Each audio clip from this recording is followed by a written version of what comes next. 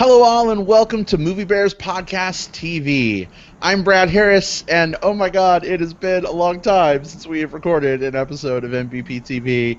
Scheduling has been wonky, things have been crazy. It's been like 2 months, guys. I can't believe it. 2 months? Yeah. It's crazy. It's been like a hot minute. I didn't get to spend any of my holidays with you guys. Aww. I know. Oh, that's the way the world goes, though. Sometimes you just miss out on people you care about over the holidays. Put the Christmas tree back up. Let's do it. Come on. Yeah, right. I know. I had everything very Angels. nicely decorated, and we missed it all. So. Well, you know what? It's 2016. We are back, and we have a fun way to celebrate, I think. Not only the new year, which is a couple weeks old at this point, but also our 50th episode. Wow. Which is pretty amazing, right? Yeah, the timing is perfect. See, we were meant to come back now. That's what it is. That's what it is. Right in the new year. But and I think if you add up all of our ages, we're almost 50. So. Right, right, exactly. Almost. We're just under.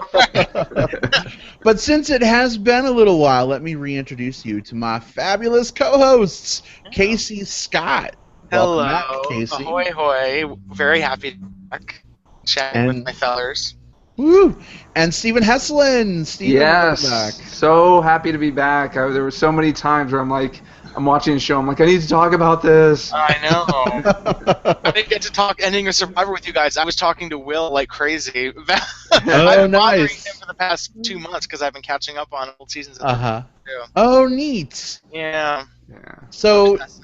So Casey, elephant in the room, you were wearing a Survivor buff on your head. I love it. I am, and I'm wearing my Team Wentworth Nice. because I'm very bummed she didn't win, but Aww. it's okay. I love her anyway. Yeah. So you've been going back and watching old episodes at this point. I am at season 8. I bought all of the seasons. I've been watching them chronologically. Wow. Yeah, so I've been rating them as I go. Was it this latest season that like reinvigorated your desire to watch Survivor? It did. How did that come about? What am I missing out on? This is crazy. It really did, and that tends to happen when it's like when it shows to bring back previous contestants, previous players, contestants. It's a game show, but you know. Yeah. I was like, oh well. Well, I don't know Abby because I don't know Philippines. So I need to watch Philippines, and I don't know these other people. So I was like, I'm just going to start from the beginning. And so yeah, I've been going. It's been awesome. It's a lot of fun. Yeah. Oh, that's great. I feel like I'm late to the party because y'all have always been on board with Survivor. I actually only came on like 6 years ago. So I came in like kind of late, right before they started doing like blood versus water and stuff like that. And so it's been sort of new to me, and I tried going back and watching some of the old seasons. Like my husband and I were like, let's go watch season 1. We started watching season 1, and it is so different than it is today. It really is. And it was like, documentary. I don't know if we could watch this. Yeah. There's so many good things on TV right now. It's funny. Jeff Probst is like way subdued back then. Way and subdued. They use less of him. Yeah. Yeah. Instead of being like, come on in, guys, he's like, come in, guys. Yeah. And he doesn't comment during the challenges. Right. It's just kind of like, here you go. Yeah. Right. Now he's like, you gotta move. Why are you Right. sucking so much? Yeah, he does play-by-play. He doesn't do that there. Yeah. Instead of being like, Tasha, you gotta pick it up, girl. Yeah. Right. I love when Probst gets a little fairy in him, and he's kind of like, "You gotta go, girl. You gotta go." I'm like, "Oh, Probst. Remember, you're supposed to be Butch, Mister."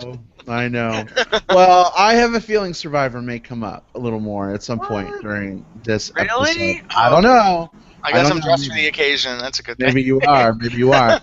But this week we are celebrating our 50th episode by talking about our favorite shows from 2015. Yeah. Hard to believe we've done this. This is the 50th time we've gotten together, guys. This is awesome. Crazy. Love it. So many more because it's always so much fun. Yeah. You know why it is? It's because you guys are always in my heart. It's like you're. Oh, that's so always with me. sweet. Ditto. Wherever I go, you're like handprints on my heart. So. Aww, that's so sweet. Or paw prints. Or paw prints. Oh goodness, that's or mall prints. Goodness. Oh goodness! All right. Well, let's dive right in then. I think now's a good time as any to do so. But before we do, just real quick, those of you who are watching live, feel free to comment on the video. We would love to hear your picks for your favorite shows of 2015, and we'll give you a shout out on air if you feel like sharing those, as long as they're workplace appropriate. But we're going to dive into ours. So I kind of ranked mine, guys, like 5 to 1. I don't know if you ordered yours at all. I didn't really. A little bit. I have a kind of an idea of which I prefer the least, if that's possible. But All right. yeah, All right. if you want to go from 5 to 1. You know what? Works. Whether you ordered them or not, Okay. It's all good in the television hood. All right. Anyway, so Steven, what is the first of your favorite shows? The first of my favorites, I might as well let the cat out of the bag since we've been talking about it, is Survivor. Ooh. Yeah, it was this past season, I think, has to be my favorite season of all time. It's there were so many twists and turns. There were so many blind sides. I liked that it wasn't that it turned into this whole what they termed the voting blocks situation, because it was completely fluid. Every episode was fluid. I can't remember what season it was, but it was like 4 or 5 seasons ago, where it was like they mapped out how it was going to go, and each episode it went exactly to plan. I mean, they were basically saying, and it was that whole sort of like, hey, let's not, scramble and everything. This is who we're going to vote off, and and then they would try and, I think edit it together to make it look like, they were going to vote someone off, but then they ended up voting the person that they said they were going to vote, and it was just boring. And, so I feel like the producers kind of, not that every season was like that, but it was kind of like that a little bit. People formed alliances, and they were strong, and, so I think the producers thought of a way to kind of scramble it more so there weren't such strong allegiances, and, it made things more fluid, and I think it really worked, and it paid off. It made it exciting. It changed the game. It made it fresh and new, and also bringing back people, and having this, chance at redemption and everything, made you root for people a little bit more. It wasn't just a new character; it was somebody that you've rooted for before and didn't get their chance, and so, and I think it went exactly how it should have went. I really liked. The winner, I won't spoil it if somebody hasn't watched it. But, I think I really agreed with how it went, and it was just a fantastic season. And it was one of those things where it was like we could not wait to watch it that week. Right. Yeah. It was live. It was definitely live event TV for me this season.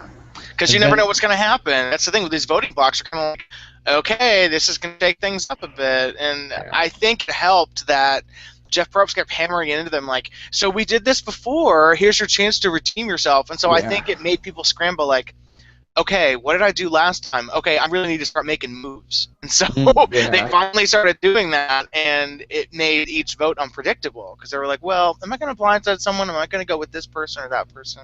Yeah. It was so good. Yeah. Good picks, Steven. So that's one of them. Nice. Casey, what is the first of your faves? Well, Survivor didn't make my top 5 because I did not see the season in the spring. So I can't say it's a favorite show of the year if I only saw half of the year's. But they're complete seasons. Yeah. Yeah, but it's of the year, not okay. Right. So I didn't see the spring, and it's not on Hulu, and I don't know how to see it, and it's not on DVD yet. So I kind of got screwed with that. But no, my 5 pick. Okay, going my least favorite is going to be Unbreakable Kimmy Schmidt on Netflix, which I think gave me the most laughs of any show this season. I think it faltered in the last few episodes, but not enough to make me knock it out of my top 5. And the cast is really good.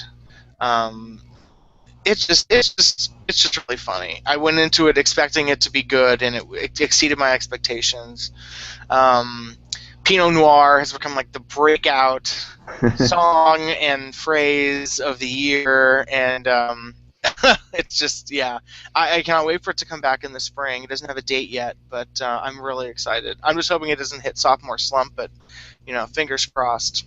And, yeah, if anyone hasn't watched that and you're listening and you're a key man, you really need to probably get on that. Because it has developed a huge, it's super gifable. There are gifs all over the place. Yeah. That's really the sign that the show has made it, when you become...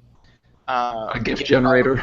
yeah, when you've generated GIFs all over the place. And I think that probably was the top show this year to create that kind of social media phenomenon of the BuzzFeed generation. Would you say this show is gifted? Oh, wow. Yes, I would. That was so great. Why did I not think of that? That's perfect. I love that show. I actually forgot it was in 2015 because it seemed so long ago that I watched it. But I've watched episodes over and over, and I just forgot. Oh wait, that only happened in the spring. Yeah, it was amazing. It was brilliant. Yeah, that's funny. It's funny stuff. I'm excited, and I cannot believe that Titus did not win an Emmy for that. Well, I mean, I was shocked. But was he up against Matt Damon in The Martian for Best Comedy? So no, who was he up against? Who even won that category? It was I don't know. The Emmy Awards. Oh, Emmys. I was thinking Golden But I was Globes. like, it was some supporting actor in a comedy, and I was like, that person wasn't funny. I don't know. Yeah. You know how these award shows go. Yeah. But fingers crossed he wins in the future. Yeah, definitely. All right, well, good stuff. I have actually never seen that show. Apparently. Oh my God! Oh, you know, need to stop what you're doing right now and watch it. Well, That here's needs the to be thing, the top of guys. the You bring up these new shows like all the time, and like my list grows and grows. Like my God. I just started Nurse Jackie today. You should be very proud of me. great. You can fade on that one because that's not part of the cultural zeitgeist anymore. I But know now that that you're in it, it's going to be tough to break. So now It's you a good have show. You guys have talked about it a lot, and I feel like I finally had like a slot, and I'm like, I don't have anything to watch right now. Like, what's it going to be? And I looked at my Casey and Steven list, and I was like, oh, Nurse Jackie, Edie Falco, Carmela Soprano. I'm on it. And yeah. So Do you love it so far? The first episode was freaking amazing. Yeah, It's a great show. So good. Oh my gosh. Yeah, so I'll have to add Unbreakable Kimmy Schmidt to that list, and it's we're actually gonna only like 10 or 11 episodes. Yeah. Very nice. brief, and it's I very can't remember. Did you like 30 Rock? Never really saw 30 Rock. Oh, okay. It's very 30 Rock. So if you can kind of tell if you're gonna like it if you like 30 Rock. right. Yeah. Uh-huh. And I know Alright. you about sitcoms, Brad, so you might not like it. Yeah, that's You true. have to give it a few episodes. You have to give it like 3 episodes, and then it really picks up. With your 5-episode policy, I think you'll get to a point where you like it. Well, that's like half the season. So. That is half the season. Give it half the season. And you'll like it. Yeah, just watch half of the season. If you don't like it by half the season, then you. And then you're already halfway there, so might as well finish it. Well, that's true. The last 2 episodes are very strong. They'll probably go back to hating it, possibly. Oh gosh. Yeah. Maybe. All right. So Brad, what's Maybe. on your list? Yeah. All right, so my first favorite show is a little show called Jessica Jones. Oh my gosh, I still haven't finished it. That's a good pick. Oh yeah, so Yeah. Netflix original show, starring David Tennant from Doctor Who fame, who I'm not used to seeing as a villain. Holy crap, spine tingling, chilling. This is a show I didn't really expect to like. Simply because, I don't know, I'm a little marveled out, guys. Like, I'll just be honest with you. I hear ya. I Thank you. am. I'm so glad for you to hear somebody admit it. I don't want to be the only one because Right. I'm not Mr. Marvel anyway, so No, it's a lot no. coming from someone who's into that culture. Yeah, I mean, I fucking love superheroes. You can't see all of them in the office, but there's superhero shit everywhere. But I'm just kind of like, ugh, I'm done. I don't even, like, at this point, I don't even want to see, like, Superman versus Batman or whatever the fuck. What about Legends of Tomorrow, which premieres next week? Yeah. I don't know. I don't know, man. Yeah. I don't know. I don't know. I'm right there with you. Yeah, but Marvel has just reached a point of saturation with me. I will say I really liked Daredevil. It made my honorable mention. Spoiler alert. But just something about this show, like watching Jessica. I mean, she's a private eye. It's in the trailers. She has she's just really strong. You know what I mean? And she kind of has these misadventures with this villain who can sort of control people. And on the surface, I'm kind of like, ugh, another Marvel show. This sounds so dumb. And then I watched the first 2 episodes and was hooked. It was all I could do not to binge watch the whole thing in one night. It's kind of a, is it a spin-off of Daredevil? I mean, it takes place in the same part of the city, Hell's Kitchen. There's a little bit of overlap, I think, kind of, but I think the show stands really well on its own, and I absolutely loved it. Casey, you said you haven't finished it. Steven, have you been watching it all? I watched the entire series. Yeah. What did you think?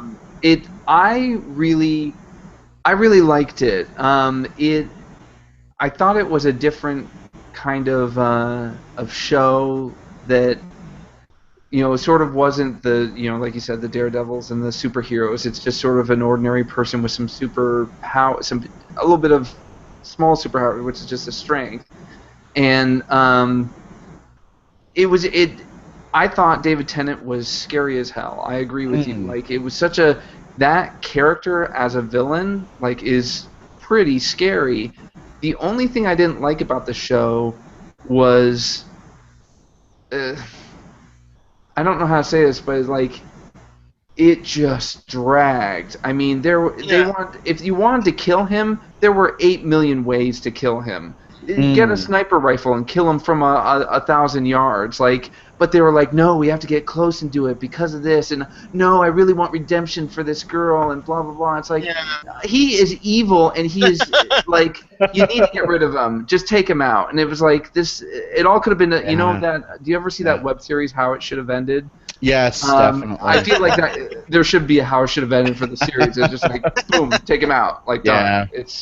So I feel like they made a whole series dragging out this thing. I liked it though. On the other hand, it was really well done, and I really liked it. Sure. It's not a perfect show by any means, but kind of one of those unexpected hits for me. But I agree. Towards the end, the last 3 or 4 episodes, it did kind of drag. Bit, so I feel you. But I mean, when he would he has the power of mind control, and when he would look at somebody and be like, "Put your hand in that blender." I mean, that is the creepiest thing, and you have to put your mindset in.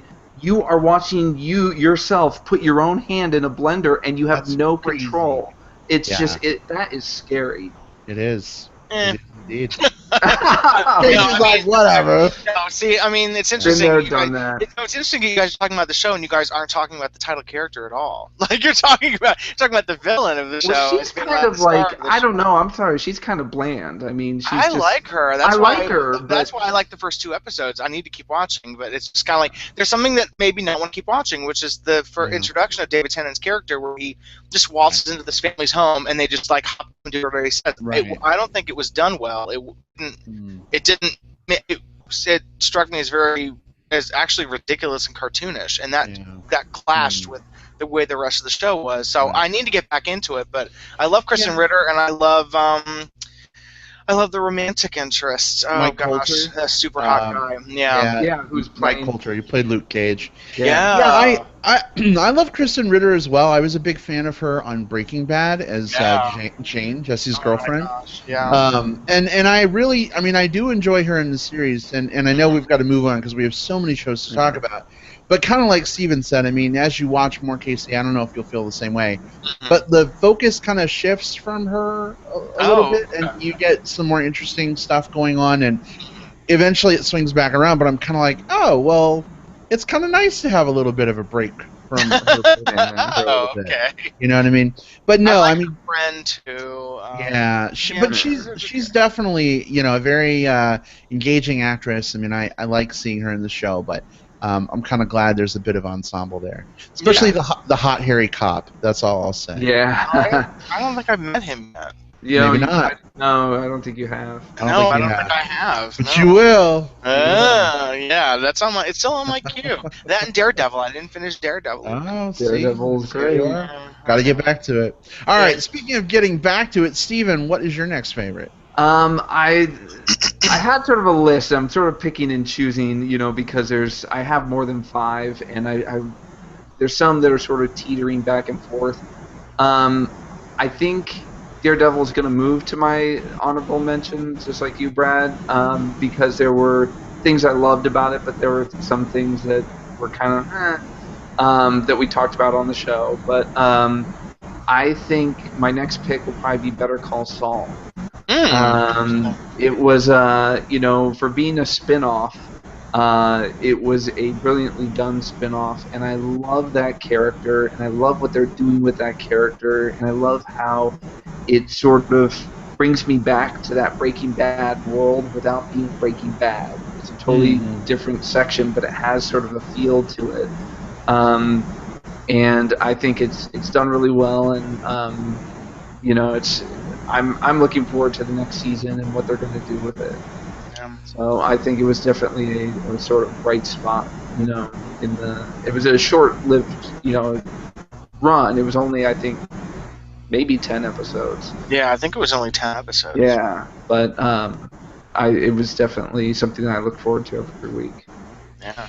Yeah, it's definitely one of those shows that it didn't get a full first season. Right? It only had like 8 episodes or something. Yeah, so. They were kind of trying it out, but it, right. I think it did well, and I think people responded to it very well. Yeah, definitely.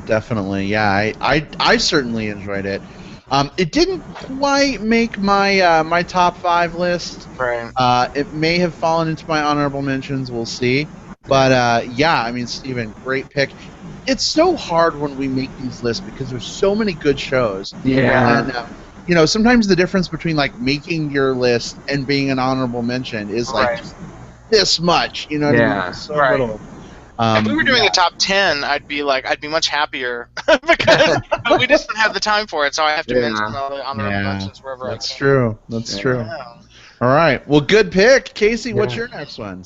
My next one is it's the first honorable mention. In the same vein, honorable mention is Project Greenlight, with duly noted. Love in my heart. Love in my heart. Breakout character of 2015 is Effie. And that movie was god awful, just as bad as everyone said it was going to be. No reason to be shot on 35mm, and that made it so much more satisfying. Yeah. to know that. Could anyone tell it was shot on film? No idea at all. No. Ridiculous. Yeah, I don't predict him getting any more work after that. It's just, So that's on my honorable mention. But my next one is Unreal.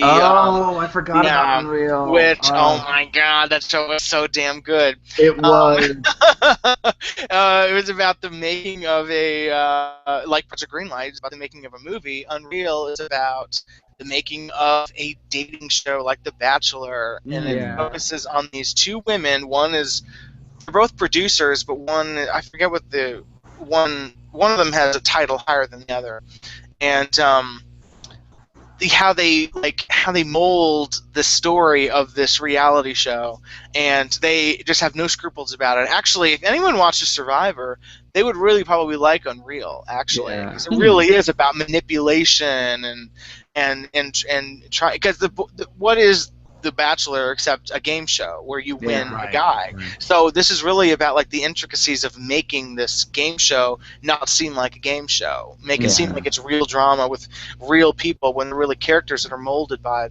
production. And it's, oh my god, it was so fascinating, and the acting is so good. And I cannot wait for season 2 because it was just a complete surprise, completely blew me away, and every single positive thing you've read about it is true. Yeah, so I absolutely love that show. I can't believe I forgot it. It's an under the radar thing. Yeah. Kind of like, oh yeah, I watched that. And it came on like over the summer too. So there's been times when some of there's been other shows. So I mean, I was going through shows and I was trying to remember what did I watch. I had to look through my season pass. I was like, oh, that's right, I had Unreal. I completely forgot. So that's a good idea. I was just trying to think of shows that I loved and think of what bulbed up. I forgot to look at my season pass. Oh, there you go. But Unreal, Constance Zimmer was amazing. Oh my god! Everything she does is amazing. I think she's one of the best actresses out there. Really now. And the great thing about the show is these characters are really pretty horrible people. But you really end up feeling for them in a weird way. It's just such a well done show that it makes you actually care about these reprehensible women. Yeah. They're just so damaged, and they have this really awful relationship where they cannot function without the other, and it's just so twisted and beautiful. Yeah. It's such a great show. Nice. Yeah. Well, glad you're enjoying it. Yeah. Speaking of reality TV, my number 4 is Survivor. Yay! Steven, that's why I was quiet earlier when you were talking about it, because I knew that I was going to be bringing it up. I gotta agree with you. This was one of the best seasons in a really long time, I think, and I've been watching since the very first season, so I've kind of seen the evolution of this show, and it's interesting. Some people have been saying, Survivor's not relevant anymore. Nobody cares about Survivor. It's ready to be put out to pasture. And then you have a season like this, and it's like, in a way, it's like you're watching a brand new show a little bit, because it's, some of the things that happened this season subverted the formula, right? The voting blocks was a big part of that. And I am just crazy interested to see how this show continues to evolve, what's going to happen next. I will say, I think, returning players is awesome. I would like to see some newbie players next season. You know what I mean? But it's always a struggle there, because when you have brand new people, I don't know. Sometimes it's not as interesting, I guess, as when you have a season full of people are amazing. Right. But it boils down to the casting, honestly. Like, I'm seeing this going back over there, and there are a lot of people that I later discovered they were recruited by casting people. We're just like, I ran into this girl in a bar. I think she wanted to be on the show. It's like that affects the way the game is played, and there are people, that's why what was that horrible season that I watched and I couldn't believe I made it through? It was Nayanka and Purple Kelly, that season where they both quit. Both of them did not want to be on the show. They didn't apply to be on the show. They were recruited. It's like, this is some bullshit. Well, and one of the things that I really loved about this season is typically there are one or two voluntary quits through the course of a season, right? And this time around, just the format, these folks being sort of voted in by the fans, everybody was there to play. Unfortunately, Dietz did have to leave because of his son's medical emergency, but no one was like, "Oh, I'm cold and I'm leaving and going back to my family." No, and their conditions were horrible. Oh man, right? Horrible. Yeah, it was pretty bad. So, in any event, I'm glad this show is still on the air. I will be watching it for seasons and seasons to come. In fact, the new president of entertainment at CBS gave an interview today and said that Survivor is event TV for him, and it's not going anywhere. Oh, good. Okay. Yeah, well, I'm just hoping definitely. the casting for next season's good. I'm not excited they're having someone from Big Brother on it, but Well, I don't know. I liked Caleb from Big Brother Beast Mode Cowboy. He was like the only thing that redeemed that season for me. So it'll be kind of interesting to see. But well, the question for me is: was he cast by CBS, or did he apply to be on the show? He was a big Survivor fan, I think. Okay. Yeah. Well, we'll have to see then. That gives me a little hope. But famous people coming in like that, honestly, I don't really like it that much. I think Lisa Whelchel is the only one who actually kind of adjusted the way it was played and went far. But Jimmy Johnson was a bust. Oh yeah, that was total bust. Much space on Blood versus Water was terrible. Right. I just like it when there's people who want to be on the show who are plucked out of nowhere and are thrust together and have to figure out how to play people to get far. We'll have to see. But Steven, what's your next pick? My next pick will probably be something that's sort of a little left field, but it's Silicon Valley on HBO season 2. That's a show that I don't know how well it's doing, but it just speaks to me. There's something about it. It's sort of that Office Spacey feel. Mike Judge, being the leader of it, but also just sort of how they talk about development and having worked for the past since 2002 at a company that develops software and having to deal with developers It's just so laughable, you know. Like there's so many jokes. It's very Dilbert in that respect, where it's just like he just gets it, you know. Where a lot of these jokes just speak right to the community about, you know, how insane a lot of the process is, and so I just you know, it's a little bit more of the startup and app world, you know, which is way different than, you know, the world I'm in. But I get a lot of the humor, and so I loved watching it. It was so funny to me, and I know it wasn't for everyone, but it also I to me, one of the breakout people for me is, and I always butcher his name, was is it Camille Nanjiani? Oh yeah. Who plays like the Indian or Pakistani guy on it? Yeah, he's good. Yeah, he is so hilarious, and I follow him on Twitter, and he is so hilarious on Twitter. I love everything he does. Yeah, he's really good. Yeah. That show was good. I agree with you. It was good. This would probably be my top 10, I think. Top 15, maybe. Yeah. I thought it was really good. I thought it was a very good season. Yeah. So. Nice. That's my pick. There you go. All right. Excellent. Casey, what's your next one? Let's see. Where do I put this one? Okay, my next one is going to be The Jinx. You stole my next one.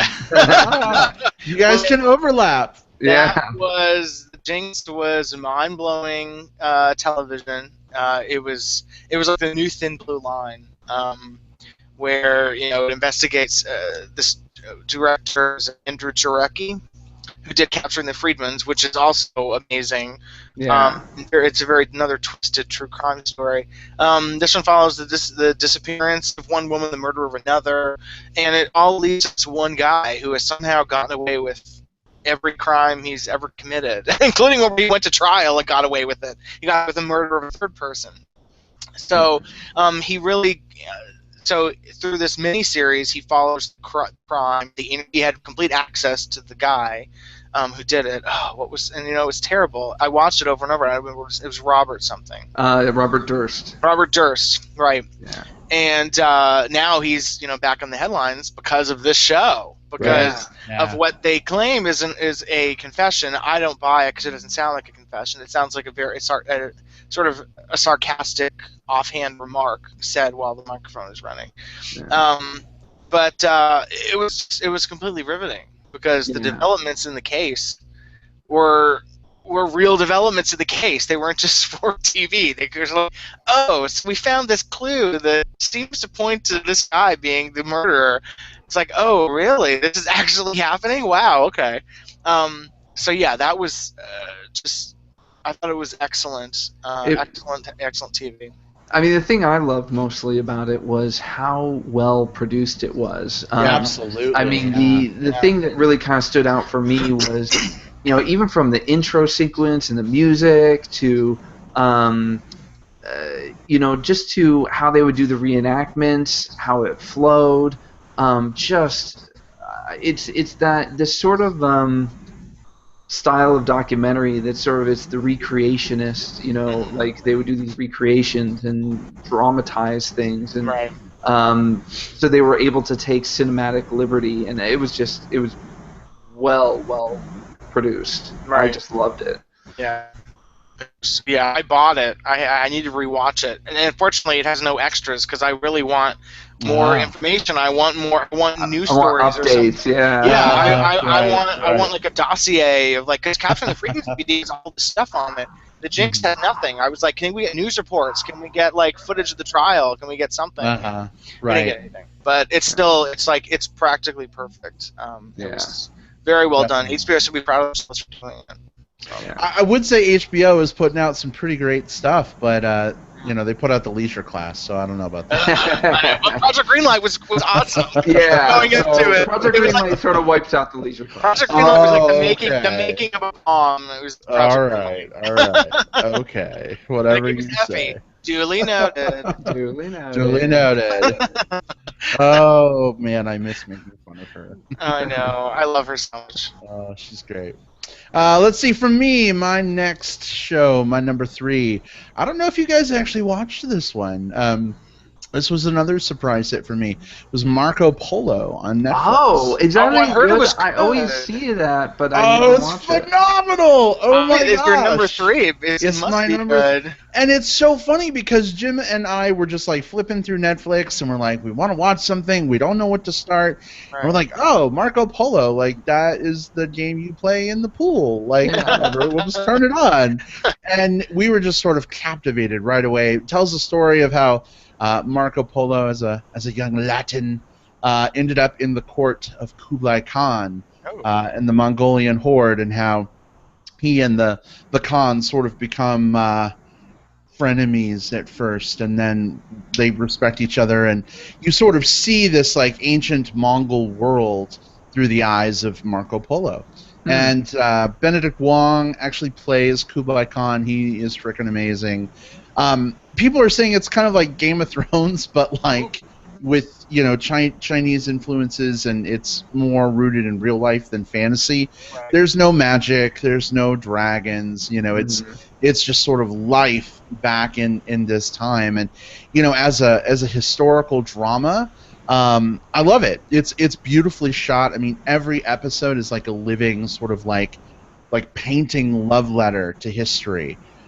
It's neat, and I'm learning a lot. And it's funny, like some of the stuff you're like, oh, they're just dramatizing that for a TV show, but then like you go to look up like these battles that they're talking about, and it's like, holy crap, there's these old paintings on walls of like Kublai Khan like leading his horde into this battle. And yeah, it's pretty great. So I did not expect it to be one of my favorite shows of 2015. Now I am rabidly awaiting it returning this year. In fact, they just released like a 30-minute episode that's like a prequel episode explaining like the origin of the guy who plays Marco Polo's like teacher in the show, like how he came to be part of the Khan's court. Right. And it's just got me salivating all over again.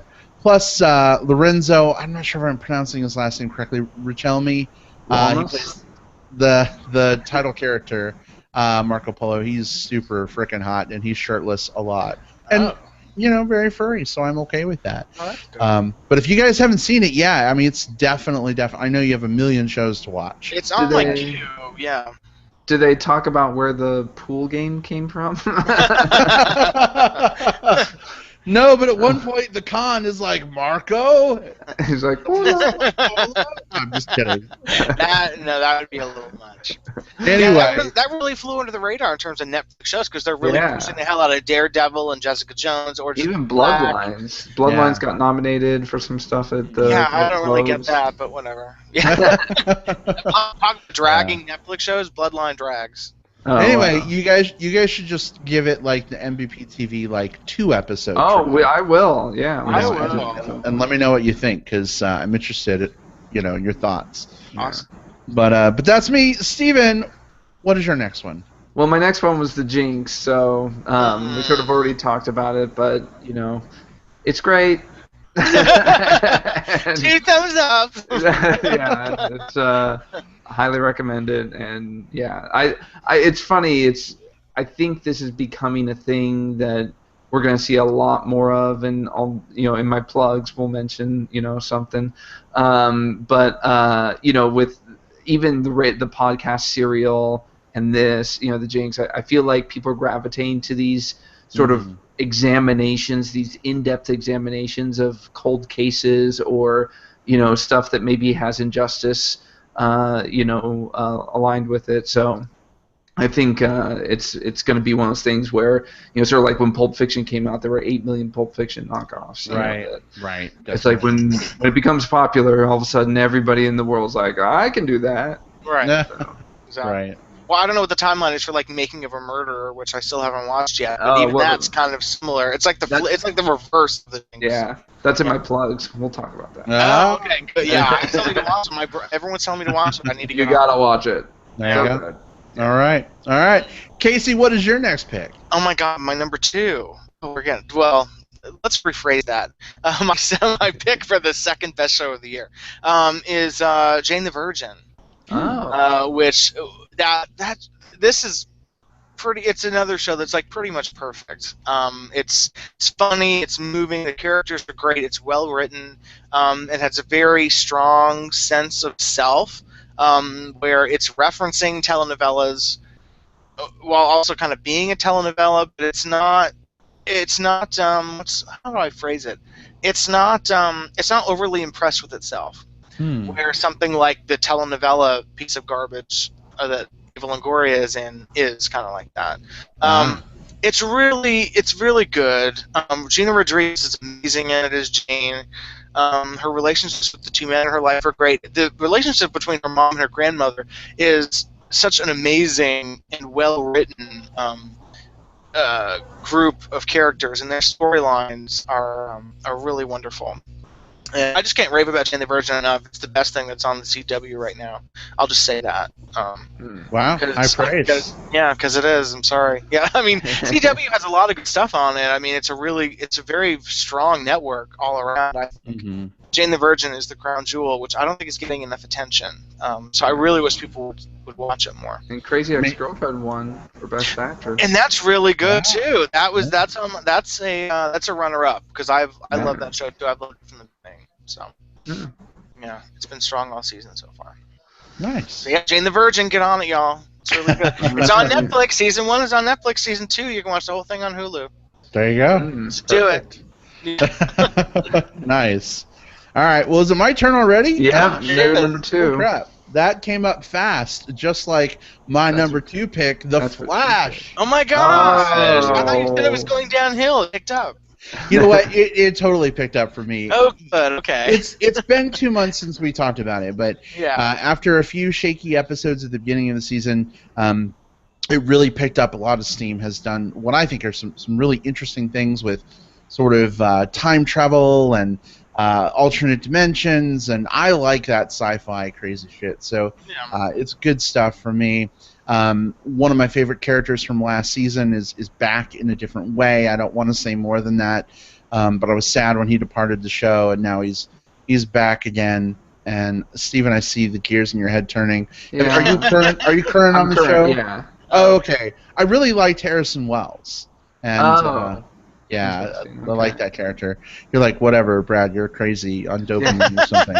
But anyway, so yeah, it's been good for me. This show, like I mentioned earlier, that I'm a little superheroed out in a way. Yeah. But this show to me is like what these DC movies should be going for in terms of like sort of a spirit of fun and adventure that go along with these people that have powers. Like, you know, I'm so tired of these, you know, and the dark brooding superhero. Right, and keep in mind, Jessica Jones made my top 5. Jessica Jones, and that's a dark, brooding show. But this is light. I mean, this is like the fun and the sense of like, oh my God, I have this amazing ability, and you know, there's an exhilaration that goes with that. And it's captivating to me. I enjoy it a lot. The show has kind of taken a back seat on the whole like stupid Barry Iris thing that I don't give a fuck about. You know, Barry's got kind of a new love interest this season, who I actually think is engaging and I really like, and I think they I do too. Together. I like it. So your current, I mean, I probably didn't make your top anything, but are you enjoying watching? I mean, I don't. I watch it every week. I don't hate it, but I don't really love it. I would say the thing that stood out, the moment that stood out for me for the entire season, this second season, was Zoom, who is really a creepy bad guy, and I don't really know anything about. And the episode where he obliterated the Flash was so gut-wrenching. You know, a lot of times when Flash gets in the fight with the bad guy, you're like, okay, whatever, and he's going to win or he's going to run away. But it's like he basically paraded around the Flash, just beating him up everywhere, and it was just you felt so like you felt punched in the stomach. It was a very impressive moment for that show. But other than that, like then Zoom goes away, and it's like okay, you know, Right. like, Right.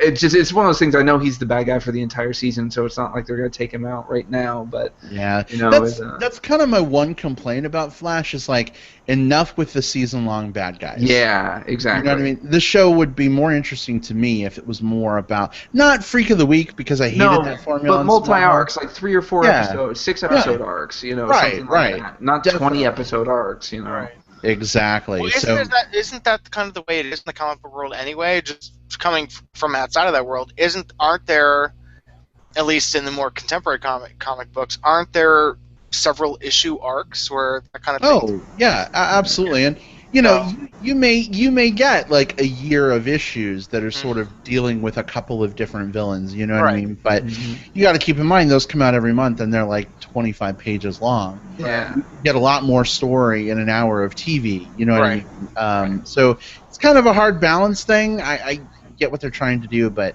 I agree with you, Steven. It does get frustrating when it gets so good and then it throttles everything back. Yeah. You know what I mean? So Exactly. agreed. All right. Well, Steven, what is your last show? My last show is something we briefly mentioned before, but it's Game of Thrones. The last season, it was one of those ones where it's like, you know how sometimes seasons lose you and you're like, I don't know, maybe this isn't doing so well, or, you know, it's really slow, but it had one good thing. And this last season was just jam-packed of goodness. There were so many moments in that season that just had my jaw dropping, and so well done. And you know, even like a lot of commercials use bits and pieces from the show, and for their trailers, or, you know, like the Apple TV trailers shows a lot of like Game of Thrones pieces. And every time I see it, I'm like, I need to rewatch that season. Oh my god, that's so good.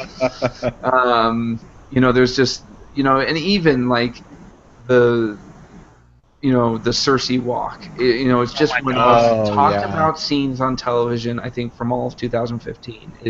It's one of the most memorable images, you know, that you just can't get out of your mind. Even though Lena Headey totally had a body double. I know, but it's still. I mean, the body double have been nominated for the damn Emmy because she actually had to go through exactly that. Right. Yeah. Cersei just had to do it from the top up, so It was still about the scene, you know. Yeah, the scene was perfect. The scene was, oh my god, yeah. It was just amazing. So. Yeah. So yeah, it was definitely Game of Thrones it's one of those ones where it's like, that's why you watch that show, even if it's just to get to that point. Just watch it. Absolutely. Well, good pick, Steven. All right, Casey, what's your last show here? Well, it's not Game of Thrones. That would probably be top 10 or top 15. I think there were too many storylines that did not fit into the whole thing. I thought Arya's thing was a total waste of time. But there was so much good, strong stuff. Those last 4 episodes are, wow. Yeah. So it was definitely a good season.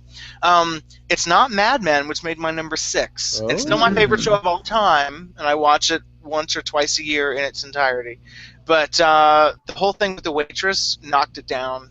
Oh, yeah. What the fuck was that? It was unnecessary in the last bunch of episodes to have a completely new tangent for him to go chasing after.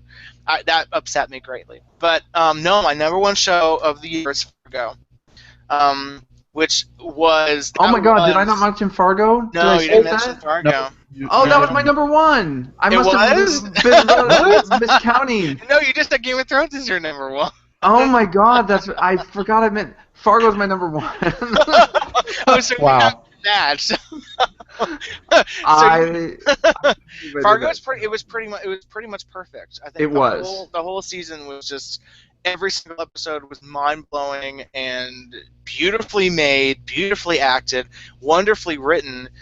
You know, there were I think there some people were not really happy with the resolution of the UFO thing. I thought it was perfect. I thought it was so beautifully absurd.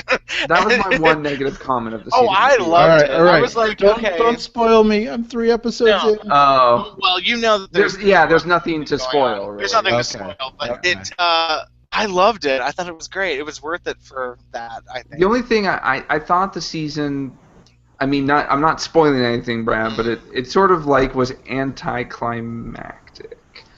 The last scene feels that way, but I mean, well, even there's it's a flashback things, episode, so we know what's coming. So it wasn't going to end on like this great, like sweeping moment. That wouldn't have been.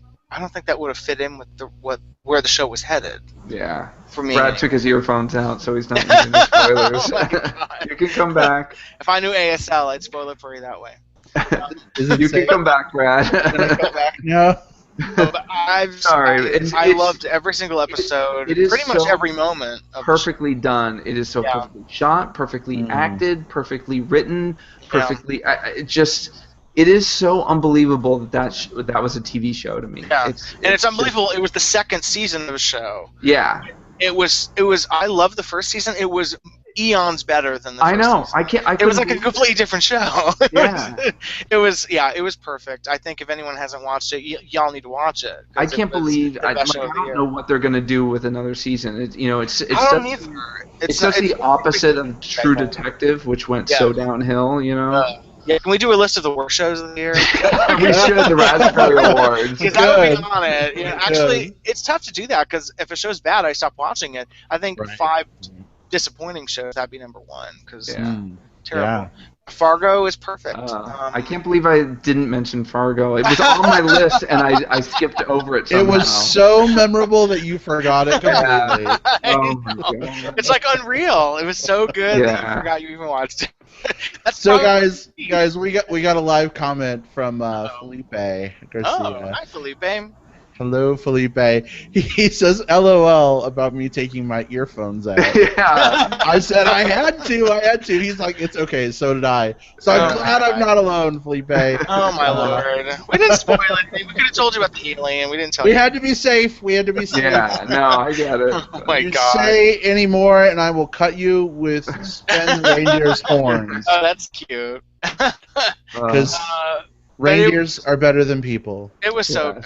You need to finish it, Brad. You need to finish it. Like, finish that, then go watch Kenny Schmidt, and then... I'm working on it. I'm doing my best. New Year's resolution. Watch all the shows mentioned in this show first. Right. That would take me till 2018. Exactly. Way too many. Oh, goodness. All right. Well, I'm going to close things out. Steven, I thought you and I were going to be in on alignment, but you jumped ship and went with Casey instead. But my number 1 was Game of Thrones. Oh, my goodness. Absolutely right. This last season, it was a little bit uneven in some places. I really don't care about the Jon Snow. The Jon Snow. I'm trying to actively forget that character. Yeah, I don't even care either. I don't care about the Wall storyline at all. Sorry, guys. What? Fans of the Night's Watch. I don't. It's so It's I don't know. But those battles, Yeah, well, I mean, the battles are cool to watch, but it's kind of can we please get back to, political intrigue as opposed to the whole military? I'm into Lady Macbeth stuff and Marjorie trying to take the throne and all of that stuff. That is the survivor lover in us, I think, is that we like to see this. We like to see the politicking. Yeah. So, I mean, the battles are cool. I mean, they are fun to watch, and it's interesting. Right. And we got, a whole, spoiler alert for Season 5 Game of Thrones. We got, a whole, zombie battle thing going on, and that was kind of neat, seeing the wildlings and the crows and the giant. And everything. Right. But it almost goes a little too far in that direction for me, because one of the things I like about Game of Thrones is that it isn't as, fantasy heavy as Lord of the Rings and stuff. You know what I mean? I like the notion that it's more realistic. Yes, we have dragons. Yeah, we have some stupid red priestess bitch who apparently do some magic, whatever. But I like character we don't care about anymore. Yeah, but I like that the show doesn't really rely on that. And I almost feel like the zombie stuff. I mean, it's like Walking Dead in Game of Thrones world, and it's just getting a little, not exciting for me. I'm talking about the things I don't like when I should be talking about the things I do like. Your number 1 show. I know. See what you guys do to me? But I absolutely love the political intrigue. I was a little worried at the beginning of the season with the whole Cersei Marjorie thing because I was like, well, Marjorie's queen now. Like, now Cersei can't touch her. And I'm like, oh, fucking wait. Don't count Cersei out yet. Yeah. You know what I mean? And I just love where it's going. I can't wait to see where it goes from here. I'm still a little like, I don't know, the whole thing with Dany and the end, and I don't want to say much because I know some people are behind, but that's exciting to me. And after having just said I don't like the fantasy stuff as much, that was really the dragon thing was awesome. You have totally. That was really cool. Totally. Yeah. So this show just continues to get better and better for me. Peter Dinklage, man, I cannot get enough of Peter Dinklage in that show. Yeah. So. Yeah, for sure. And the next season's going to spoil the books. Yeah, that's what I hear. He didn't finish the books, but he told them what they're going to be about, and so they're going to have to go into production. So they're going to. I predict those book sales not being that strong then. Yeah, well, I think they will be. But you know what I like about that? I like that the Game of Thrones book people will not be super smug about. Well, I knew that was coming. I was just waiting for y'all's responses. Oh, you know they're gonna find ways though. Yeah, well, battery sometimes. Yeah, I'm just like, listen, asshole. Like, I don't have time for this. Like, don't act like you're better than me just because you knew something before I did. Like, it's a fucking TV show. It's going to be revisionist history. They're going to be like, well, the seeds of this were actually planted in book 2. Oh my god. And I totally saw it coming. I mean, it's not in the book yet, but I knew that it was going to be happening.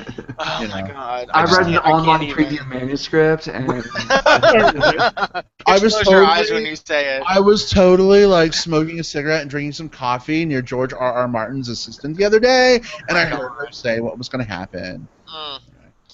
Felipe says, Brad is yucking my yum. Apparently he loved the Winter Zombies. That's good, Felipe. I'm glad you liked it. Oh, Brad, you have a fan in Felipe. Oh, Felipe's awesome. He's one of our local movie buddies. He is, cool. He is, in fact, he was on the Movie Bears podcast a few weeks ago to talk Star Wars The Force Awakens with us. So if you want to get to know Felipe a little better, go back and watch that show. I didn't listen because I haven't seen it yet. Well, there you go. All right. Well, guys, real quick, what are some of our honorable mentions? Steven, what shows did you not talk about? Shows I didn't talk about. Walking Dead, which I really liked this season. I thought it was a very good season, but, there were still Walking Dead-isms, Yeah. I definitely get what you're saying there. Yeah. And then the other one I think I mentioned earlier was Daredevil. That was really good. To me, it was a slow burn that ramped up. It's one of those ones that went had a really long, slow start and then ramped really great towards the end. And by the end of the last episode, I was like, oh my god, I want to watch more of this show, because it's really kind of starting the series from that point in a way. But during the slow burn period, I really didn't like the acting. I didn't like the, chubby sidekick character and everything.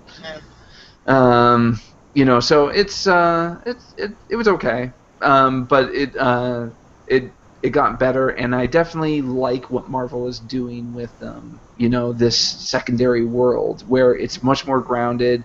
But they're it's the Hell's. I didn't realize it's the Hell's Kitchen gang. Right. And they form the Injustice League or something like that. There's some group that I didn't know about. But right.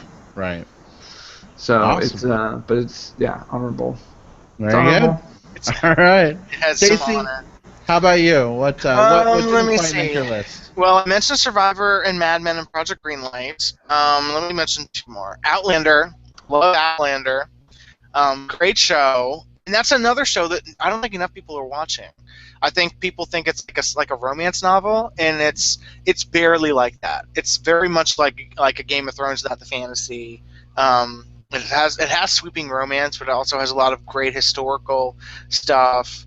It's just so good. I love Outlander, and it's coming back in April, I think. I cannot wait for it to come back. And Crazy Ex-Girlfriend, my favorite new show.